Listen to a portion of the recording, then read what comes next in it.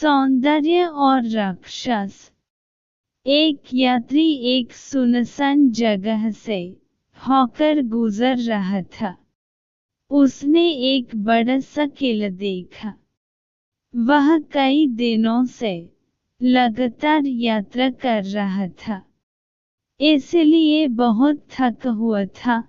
उसने सोचा कि किले में रुककर थोड़ी देर आराम कर लिया जाए।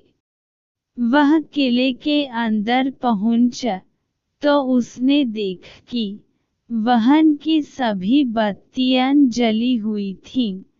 पूरा किला जगमगा रहा था। वहां एक बड़ी सी मेज थी। उस पर बढ़िया बढ़िया खाना रखा हुआ था। यात्री ने चारों ओर देखा। उसे कोई भी दिखाई नहीं दिया। वह बहुत भूखा था, इसलिए अकेला ही खाना खाने बैठ गया। यह किला एक राक्षस का था। यह राक्षस देखने में बहुत डरावना था, लेकिन वह मन का बहुत अच्छा था। आने जाने वाले यात्रियों के लिए उसके किले में सारी सुविधाएं थीं। जो चाहे वहां रुक सकता था, लेकिन वह खुद कभी किसी के सामने नहीं आता था, क्योंकि उसे देखते ही सब डरकर भाग जाते थे। यात्री ने भरपेट भोजन किया और वहीं सो गया।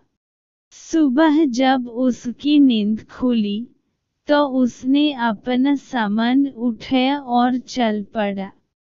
उसने देखा कि बाहर बगीचे में गुलाब के बहुत से सुंदर फूल लगे हुए थे।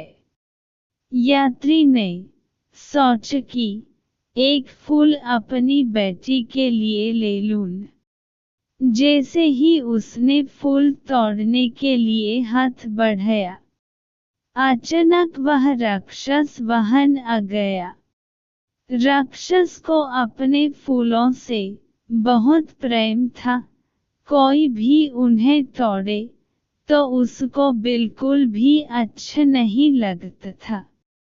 राक्षस ने जोर से कहा, तुमने भरपेट खाना खाया, आराम से सोए, मुझे अच्छा लगा, लेकिन तुमने मेरे फूल तोड़ने की कोशिश की है। यह मैं बिल्कुल सहन नहीं कर सकता। अब तुम्हें इसकी सजा जरूर मिलेगी। तुम्हें यहीं रहना होगा, हमेशा के लिए। यात्री ने राक्षस से माफी मांगी और उसे बताया कि वह यह फूल अपनी बेटी के लिए ले जा रहा था।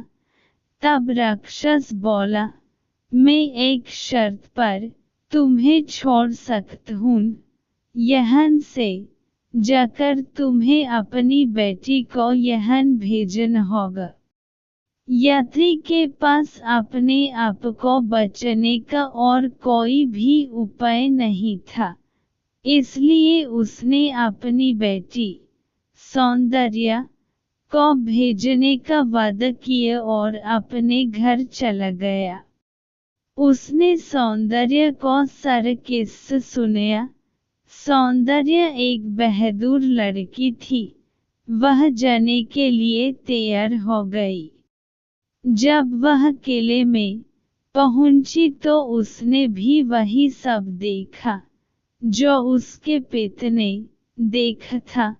उसने खाना खाया और सो गई।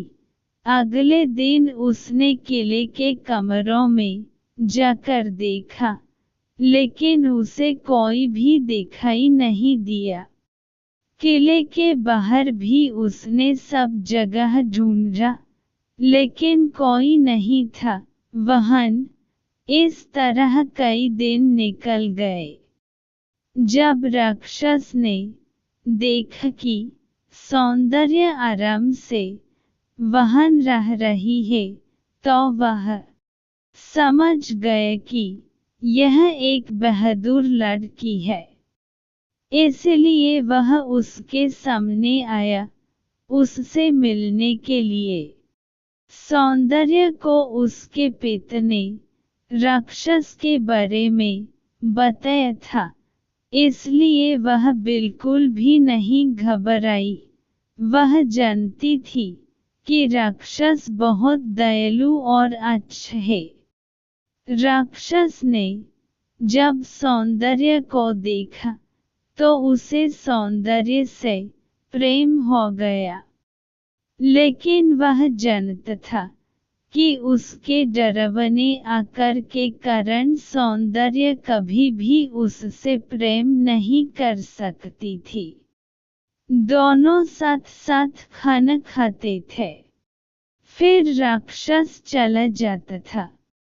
राक्षस मन ही मन दुखी होता रहता था, लेकिन कुछ कह नहीं पाता था।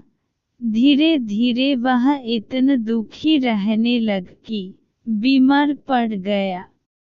एक दिन जब वह खाना खाने आया तो कमजोरी के कारण फर्श पर गिर पड़ा। सौंदर्य दौड़कर गई और उसका सिर अपनी गोदी में रखकर सहलाने लगी। उसकी आंखों में आंसू आ गए। उसका एक आंसू राक्षस के ऊपर गिरा और तभी एक चमत्कार हुआ। राक्षस एक बहुत ही सुंदर युवक में बदल गया। दोनों एक दूसरे को पसंद करने लगे थे। सौंदर्य और उस युवक का विवाह हो गया। उन्होंने सुख से जीवन व्यतीत किया।